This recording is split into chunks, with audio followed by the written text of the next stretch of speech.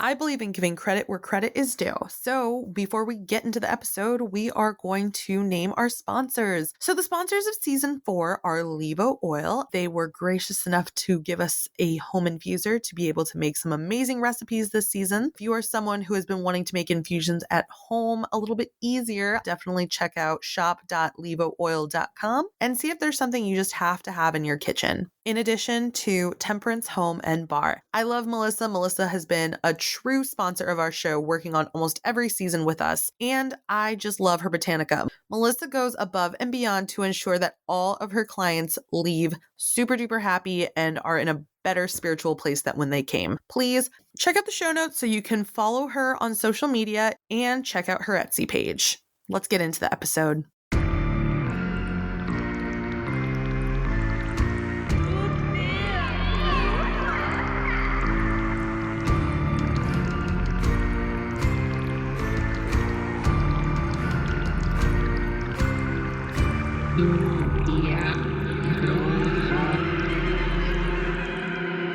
Hello everyone, you're listening to another episode of Tu Tia Bruja.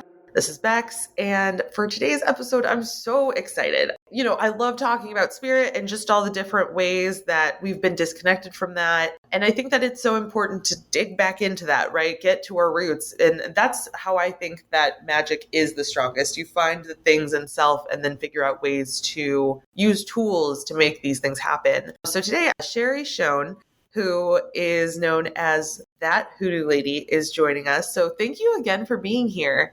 Thank you for inviting me and everyone listening in. This is amazing. We already talked for a little bit, so we had to start this recording because you get it. And I want to know, how did your introduction to hoodoo, who you have become with That Hoodoo Lady, how did that all start? Absolutely. So I think that, like many of us, I have that cliche of I've always heard something, right? I've always been the one, and it's part of actually my family itself. We're a large, imperfect family that has a lot of different traumas, tragedies, things, but we also have this gift amongst ourselves that we always had this ability to see things before they happen and see things as they were going to happen and give insight to others about that. So that's never been new to me to have that feeling. But previously, I was in a very large amount of almost guilt around, how do I use that? How do I use that gift? I came from a very fundamentalist Christian background that was very Black, Christian, organized religion, where we went to church 2 to 3 times a week. My wife always says you can't spit or swing a rope without hitting one of my ministers in my family, because it's like they're everywhere. All of us are ministers. All of us are some kind of spiritual role in the church. It's just ridiculous. But as part of that, I always knew that I had that. So that's kind of where my basis is. And that's where using the Bible as a spell book took root for me, because it was very centering, grounding, but it was also very harmful and tragic and painful for me to read in the very scriptures that I used to hold dear, this philosophy of it's okay to enslave, it's okay to hurt, and it's actually protected by some deity out there that I didn't subscribe to. So I started changing my philosophy on religion the minute I decided to fall in love with my brother's best friend, who was a female. And I remember that when I came out, my mom, who was lesbian, and my family were kind of like, don't do that. Don't come out. Please don't come out. If you come out, everything's going to happen wrong. Your job's going to go away. Everything's going to happen. And it did not do that. I was told from my spirits and my deities to go ahead and come out the closet swinging. And that's exactly what I did. As I changed my approach and learned about my new life being my true self, that then led me to start going down a different spiritual journey. So instead of hanging on to words from someone that was trying to enslave me, I started looking for words that were going to free me. And in that, I found tarot, and that I found numerology, and that I found astrology. And then that in turn led me to, I actually needed to go deeper. And that's when I started looking into hoodoo and conjure and root work as the basis of really who I was. That's so beautiful. I mean, I have a very conflicted relationship with Christianity and Catholicism. Hmm. Because, like we were talking off cast, there's just so much harm that's been done to our ancestors and a lot of healing that needs to do. Hmm. Personally, I'm just like, I just don't even want to acknowledge the Catholicism part of it because I'm just like, there's so many other things. It's hard, you know? I'm so glad that when you did come out, everyone was so supportive and nothing changed because that's it's a slippery slope with a lot of Catholics. They or Christians or anyone who really subscribes to most of those faiths. They can use their religion as a tool of bigotry. Oh, yeah. Oh, yeah. And the strongest objections that I heard were initially from my sister and from my cousin, who were very, very close to me. I remember my cousin saying that she was so upset that I came out because she always wanted to know that we were going to be in heaven together. That was harsh to hear. That was very harsh to hear. But again, I think that through spirit, through ancestor, and through guides, I have been told and shown that that was bullshit. Yeah. And the more I got closer to my own guides, the more I started hearing more of that. And then that turned into, and by the way, we want you, Sherry, we want you, that hoodoo lady, to start using your hoodoo to try to eradicate some of those falsities that come from people that use the Bible in a harmful manner. We want you to actually start turning that around and flipping that on its head and saying, okay, you know what? Everything that's in the Bible, you can use as a binary person. You can use as queer. You can use as polyamorous. You can use as any of those things just as a spell book that it was formulated for, without any negativity or without any worries of, I'm doing something that's going to cause harm. If we can't get to the point and the traditions of like the different nations that we were all part of at one point, Mm-hmm. it's okay to use what you want to use in whatever way you want to use it, as long as it doesn't cause harm and it's like helpful and beneficial to self. Because you're right, the Bible is a book of spells. And I feel like that's something that they don't want to acknowledge. No one wants to acknowledge, even though if you go to a service, right? I remember some of the best parts of my childhood of growing up were being in an area where I felt that community of spirit being all around me. And to me, it's very similar to what we do when we encircle ourselves in coven or when we encircle ourselves in ritual and we get that same community and spirit around a fire. There's no difference to me. No, 100%.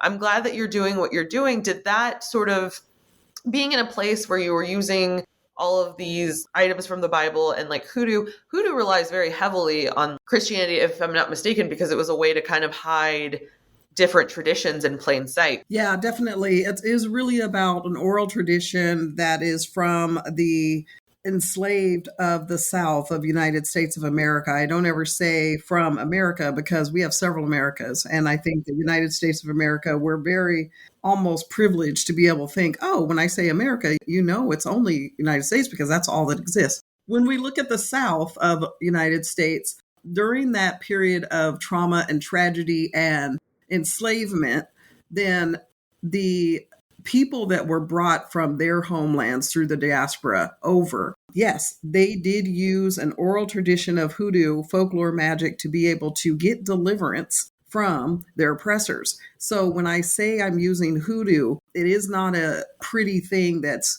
cute to put on Instagram. It isn't a TikTok. I keep telling people hoodoo is bigger than a honey jar. And usually when I think of people that want to say that they are practicing hoodoo, I don't see them using it for deliverance. And that's good for them. But for me, I use it for deliverance. I use it for social justice. I use it for feminine power. I use it to empower each other. I use it for things that are blessing protection work for deliverance from an oppressor without any judgment. Yeah, so that's how I use hoodoo. I feel like every form of magic, especially that was impacted by the diaspora, it was for liberation. It was for protection. And maybe it's the fact that a lot of people are so disconnected from traditions and culture and self that they take it in ways that are just like very, very cutesy. Yeah.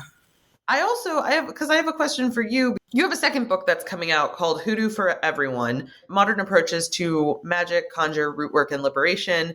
But with saying like hoodoo is for everyone, do you ever worry that it's going to make more people to come in and appropriate? It's going to make people, who have no ties to hoodoo or, in a spiritual way. Like I see that with like TikTok, and it's wonderful that we have so much information, but I also wonder it doesn't make people dive in and do the work to connect to their own roots. That's a great question. So what I hope is that for people that are reading Hoodoo for Everyone, one thing is they step away with a couple of facts. One is that hoodoo to me, how it's been taught to me, how I personally practice hoodoo is it's 3 tenets: intention, faith, and direction. And this is how my great grandma taught me. This is how my ancestors are teaching me, is those 3 tenets: intention, faith, and direction. And within intention, faith, and direction, it is understood and known that every person has to be respectful and cognizant of those that died protecting the values and virtues of hoodoo. So if you are trying to practice hoodoo in a way where you are using cultural eradication, or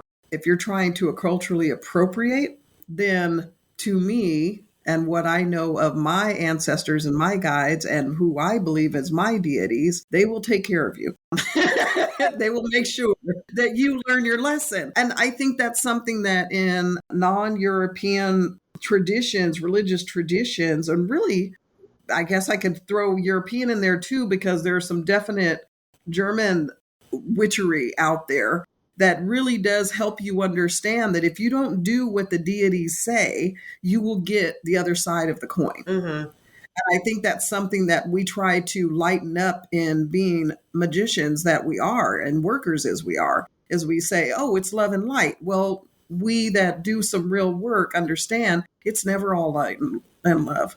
We need both sides. We need the darker side. We need the lighter side. We need both of those sides. So I did struggle a little bit when I first started working in hoodoo with what if someone learns something that I do, and then takes it, throws it on Instagram and makes $1 million off of it. Well, one thing that I do know is that none of us are 100% pure race of anything.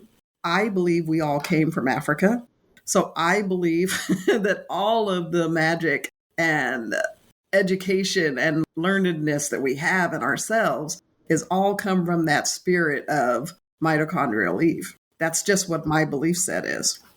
So if someone does take that and goes off with that, then bless them. And I hope that their deities and ancestors and guides support them. On my side, I know that I am not going to live in a fear of what could happen, only because there's so much that's happening every single day.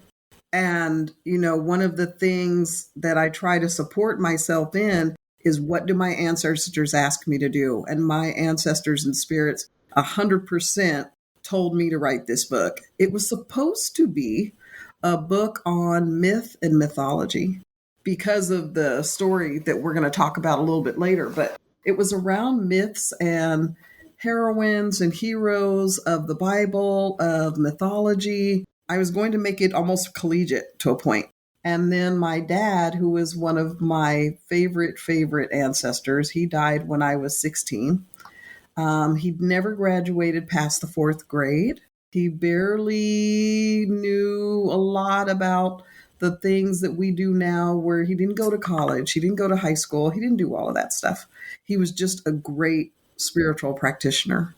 He could tell you something that was getting ready to happen, and it always happened, always, even to the point of where he visioned his own death. So he was the perfect example for me. And in that example, I learned that you don't have to be very learned to be an amazing root worker, because it has nothing to do with this education that we think is so popular here.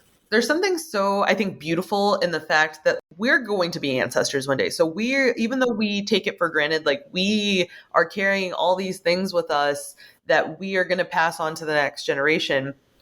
And it sucks because a lot of these things that we have are still very useful, very beautiful, these traditions, but it is all rooted in colonization. There were all these efforts to remove all of these spiritual leaders and all these people who just were instilled with the knowledge, right? But I think that it's wonderful that your father was this big influence in like how to do this, because I think that when you have that support, it's easy to be like, yeah, well, Christianity is this, but like we also do these things. Yeah. And it allows you to find your own system of beliefs and spirituality. You know what I mean?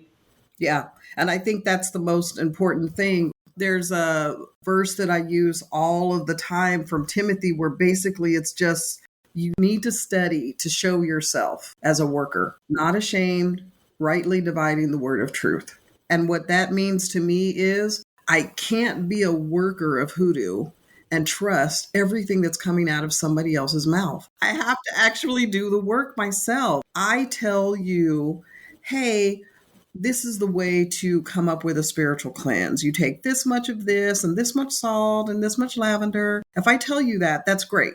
However, if your guide or your spirit tells you, by the way, I don't want lavender in my bath. I want cayenne pepper. Then you better put some cayenne pepper in there and don't listen to what I said about lavender because that isn't what is needed, Right. And I think that the more we listen to those kind of things, the better. If anyone that's listening kind of goes, hey, someone always tells me that I need to use banana leaf in something, but I've never read that banana leaf is used for this purpose. Then please use banana leaf.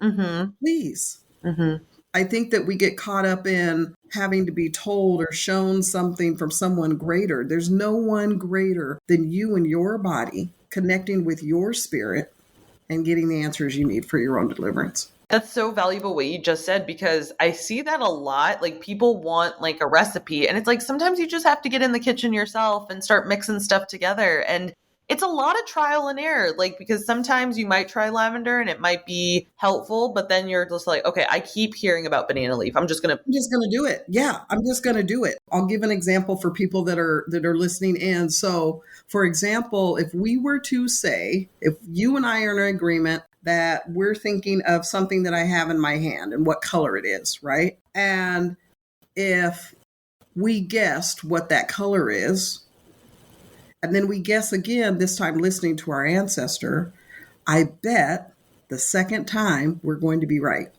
So, as a little test, I will put a picture on my Instagram under that hoodoo lady of what I'm holding in my hand. And I want everyone to listen in to kind of do it both ways. Look at what you think it was, what color it was, and then check out my Instagram and see if your ancestor was right. And I have on a white and leopardy kind of shirt. So search for that picture and then you'll see what I had in my hand right now, today on the day that we're recording, and see if your ancestor was 100% right. So speaking of all these different ingredients that you use, banana leaf and this and that, because spirit tells you, is cannabis something that you use in your practice? I totally do. Some of the time, so I work with different guides that I talk about in the book, in book 2, and one of them is named Tall Man. And Tall Man is exactly what I think. He's very tall. He does resonate as male for me. He travels with me physically and spiritually whenever I'm doing lower work, whenever I go below the surface of the earth, and whenever he needs to help me with protecting myself when I'm doing spiritual cleansings of homes, of buildings, offices, things like that. When I'm doing any of that work and I need to get outside of myself, I have to take an edible. And then he just takes over. In my practice, being possessed is not a bad thing. To some people, they might think, oh my God, I don't want to be possessed by spirit. And I'm like, every time we get told what to do, what something is, to me, that's a possession of some sort. And you're allowing that spirit to come into your spirit and commune. So whenever Tall Man comes into me, it's really helpful for me to have some kind of edible with me. If I don't have my hands on an edible, because I can't smoke because of asthma, then I use mugwort. And mugwort, to me, is a very simple other way to have that. Oddly enough, I can burn mugwort like an incense and be just fine. But if I smoke it, not at all. Not at all. Again, because we talked about this off cast, like, I think that we have such a colonized idea of like spirits and this and that they're all evil, when a lot of us have had this gift to communicate with them. Yes. For a long time. It comes from ancestors. I talked about this on a previous episode. I think that has a lot to do with the people who can connect the most with spirit, I think they have a lot of, in addition to ties to it, but also like, I think generational trauma, because I think the more that you see different parts of the human experience, the more it makes you aware to things beyond this realm. When you talk to people who have that ability, it's typically marginalized groups. And when you look at it, like there's so much history that's gone on in all these different parts and different people. So it makes sense. Yeah. I always just feel that we're losing so much. We lost so much knowledge because, our spiritual leaders were made to be told that they were going through psychosis, Yes. when really they were just connecting to spirit. And they were threatened. Their lives were threatened, right? Yeah. Their livelihoods were threatened. If you were to be a Santeria priest, you never would be able to have a real job, right? Right. Because everyone would be so terrified, but you would have a line out your door after 5:00 p.m. when it got a little dark with people that came to you for healing because they knew that your work worked.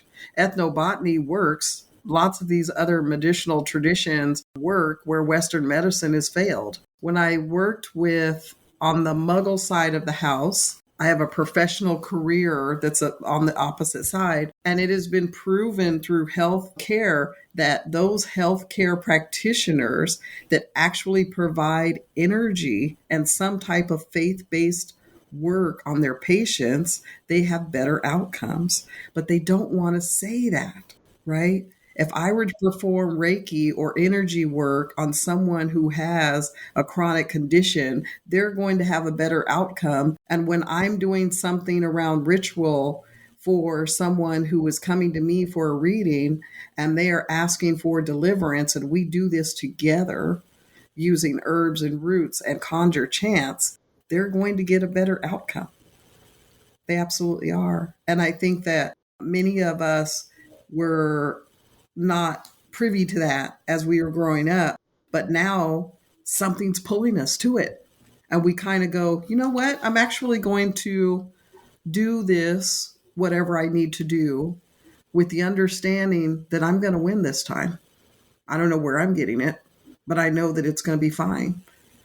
And it just fills up your whole body. And maybe it just intuitively, it makes you have freaking chills where you're like, oh my God, what is talking to me? What the hell is talking to me? And you're like, this is what it is. And you work with that and you build it and it gets stronger and stronger and stronger. And before you know it, you're doing conjure too. Having said that, like spirit talks to you, the reason that we connected is because I had called for ghost stories and you had mentioned that you have a pretty cool one with Disney. Do you mind sharing that? Love it. So I was hired to do some spiritual cleansing of a very large home in my previous state of Colorado. And the client had a happening for her daughter, her children, her dog, her husband. All of them started getting physical manifestations of something different. Things in the home being destroyed, the animals being scared, the children being scratched by things on their legs and ankles, especially when they would go into their bedrooms and they would look around their areas at night and they would play different music and try to get them ready for bed. And they would usually turn on little DVDs and that kind of thing to try to get them to go to bed. And the more that they would play them, the more the physical manifestations would happen. So they hired me to go in and do some spiritual work. So I came in, and the first thing after I visited the home was I went home to start downloading what I needed to do, started working with my ancestors on what I needed to do. And I woke up in the middle of the night, and downstairs, I had a tri-level house at that point. I walked downstairs from my bedroom, walked down the stairs and saw my TV was glowing blue, which is odd in itself. This blue light was emanating from the TV and the TV was off. I never have the TV turned on at light at night like that. And it was blue. And there was a song that kept playing and playing out the TV called When You Wish Upon a Star. So many of us know When You Wish Upon a Star is the song that we all think of or hear of or familiarize ourselves with Disneyland. And there was something in my room, in my living room, that was like, you need to stop doing this work. And I said, no. I'm actually going to cleanse what I need to cleanse because I was hired to do a job and that's what I'm going to do. And it pushed me back a little bit up the stairs and it said, no, you will not continue. And I said, I will continue. And we kind of had it out. And I asked Tall Man to help me. And Tall Man came behind me and did some work. And then the TV turned off. Everything went back to where it needed to be. And I went upstairs and I said, this is freaky. When I went back to the house, I brought a subcontractor with me. I brought another person that could help me. I usually, when I have these kind of experiences, I call them security, right? And there's a couple of people that I hire to subcontract and do security with me where they run interference. They deal with any entities that are trying to attack when I'm doing spiritual cleansings. And I told this person nothing of my experience. So we went to the home. We started doing all of the cleansing that we needed to do. I physically go through all of the house with all of the herbs that I need to do, salts and prayers and everything else that I'm doing. And as I'm doing that, my security guard is asking me, do you see the tall man in a suit? And I said, no. And they said, that's who's at the door and wants to come in. And I asked this person to describe them. And they were like, well, they have a really nice slick back hair and they're very tall and they're very formidable. And they told me that they're very important and that I need to stop doing the work that I'm doing. And I said, well, we're going to keep going. So we kept going. Finally, once I saw that the house was good and looked really good, I packed up all of my stuff. And as I was leaving, one of the little girls told me, you could have this too. And I said, what is it? And she said, I want you to take these with me because they scare me. And they were all of her Disney movies. Weird. Yeah. So Walt Disney, even though he's been a family favorite for many people, there's a lot of weird crap that goes on with Walt Disney. Walt Disney was known to have been pretty much almost a monster to his employees. There's stories that are attributed to him to where the cast and crew members, before they leave, they have to turn on a light on one of the second floors of the home that's there in Disneyland. They have to say good night and good morning to it. Otherwise, a spirit will kind of walk around with them. They also have a figure named George that rides the Pirates of the Caribbean ride. And it was named after a construction worker that died on the set constructing the exhibit. And people think that there's footsteps and voices that they hear, but if they call upon George's name, he'll go away. Also, Walt Disney's mom died in a home that him and his brother purchased for them after he was worried that they were in Portland. And he was like, no, Mom and Dad, you guys need to come live with me because I'm making all this money and I'm doing so many great things. And the mom was like, I just feel like I don't need to be there. I don't think it's a good idea for me to move. And he said, no, Mom, I'm going to get you a beautiful house. It's great. Got her a beautiful house. And she kept telling him something smelled weird. She kept smelling gas. And he kept telling her, Mom, nothing's wrong with the furnace. You're fine. Of course, a few months later, she died in that house because gas fumes spread through the home on November 26th and killed her. And ever since then, he's always had, and her name was Flora. Ever since then, he's always had this mantra over and over in his films of the mother dying and leaving the children abandoned and orphaned. It's been his own personal experience. He could save his dad, but not his mom. And his mom told him, I don't want to move, that something's going to be wrong with the house. Something's wrong with the house. He hired housekeepers. He hired tons of electricians. Studio repairmen went to go fix it all the time. And they were like, nothing's wrong with the furnace. And it absolutely was the furnace that killed her. It's spooky, right? That is spooky that little girl was just like, here, take all these back. And the parents, they didn't know any better. Whenever they would put them to bed, they would go put on a Disney movie so they could sleep. Yeah. Here's my question for you. Do you think that the TV was essentially acting as a portal? Yes. Okay. Because I feel like that's something that Poltergeist kind of has tiptoed around all that and stuff. Like, it was like, this happens. But I don't feel like people really think of that. You know what I mean? Okay, do you lock your mirrors? I don't have a lot of mirrors in my home. And where I do have mirrors, I do a lot of blessing and protection work, especially like now when we're getting close to Samhain. And I also do this thing where my great grandmother would always tell me, her name was Grand, I always called her Grand. But whenever you hear a noise or you see a reflection in the mirror and you don't know what it is, you're not supposed to acknowledge it. I still do that to this day. Right. That's a really good rule to keep as an extra precaution though, because I have never, the only time I've ever experienced being very uncomfortable around a mirror, to be honest, I was on mushrooms at the time and I was staring at the mirror and I was not the only one who saw it, which also made me be like, oh, this is just something that's there all the time that we don't see. Okay.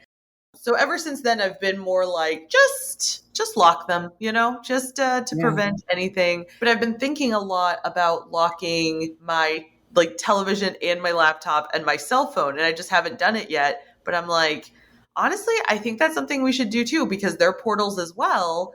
And I think that sometimes when we don't have a protection or something to help us navigate those spaces, it does leave us vulnerable. It leaves us so vulnerable. And I think that's another reason why many of us in our ancestral lineage, we have these things that many people call superstition around open windows, open doors, what we do and say when we pass through doors. There's so many hoodoo traditions around, what we keep around our doors, how we handle doors and windows, threads, salts, different things that you do all of the time to bless and protect your home. And some of those traditions still hold true. I just think that we just don't either know about them or want to pass them off as superstition. I do know that the client now goes through the home pretty religiously during their own assigned deity times to clean the home, to protect them. Because when you have a physical manifestation of someone scratching at you or someone harming you and your family, that's the time to get a professional hoodoo worker. But when you have something where when you first got into your home, you could have done things like putting urine around your home that's yours to ensure that everyone knows it's your space, putting salt around your windowsills and doors, and cleaning that up and taking that out of the house before you step any of your possessions into your house. There's certain things that we do as conjure workers that we just know to do. When we see something that doesn't belong, we put a little small amount of sulfur powdered right in the corners and we shut the doors and we leave. And then we come back after a period of time and then we go, okay, we sweep it up, we take that out of the house. And that's some other way that we clean out those energies. There's just all these different ways that you can do to make sure that your house is cool. You know what? And bottom line, I don't think enough people look at it like this, but it's truly just spiritual hygiene. You really, if you don't want your space to be gross or full of entities or spirits or whatever that you don't want, you just got to make more of an effort to cleanse it, like truly. Clean. Yeah. One of the first paragraphs that I have in book 2 is, have you washed your hands? Right? And it's such a small thing, but before you pick up any sacred tool, have you washed your hands first? Yeah. Right? Before you touch your beloved to get some good loving on, have you cleansed yourself? Are you ready?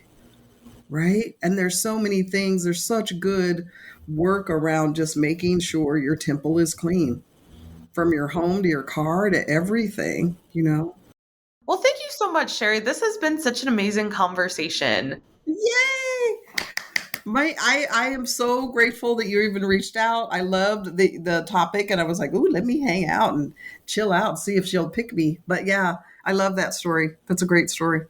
No, that's a really good story. Where can people find you if they need a root worker, or do you do any other types of service that people could reach out to you for? So right now, all I'm doing is offering referrals and things like that. I am no longer doing any more new clients, doing any more work. I'm 100% focused on authoring these books that are being birthed out of me, I swear, every 18 to 20 months. But if you ever do need to talk to me about questions, I'm always available on Instagram at That Hoodoo Lady. You can always contact me at Infoplease at thathoodoolady.com or Sherry Shone at thathoodoolady.com. Other than that, just I love for everyone to interact with me. If you bought the book and you didn't like it, if you bought the book and you do like it, I'd love to hear those comments. I've had a great, rousing conversation with someone that disagrees with me. She gives me horrible reviews on Amazon and Kindle. I just love it. These are haters or our motivators, I'm like, you know what? There's no competition when you're speaking from truth. Right. Write positive things, counteract that negativity. Thank you for listening, everyone. And I'll catch you next time. Bye.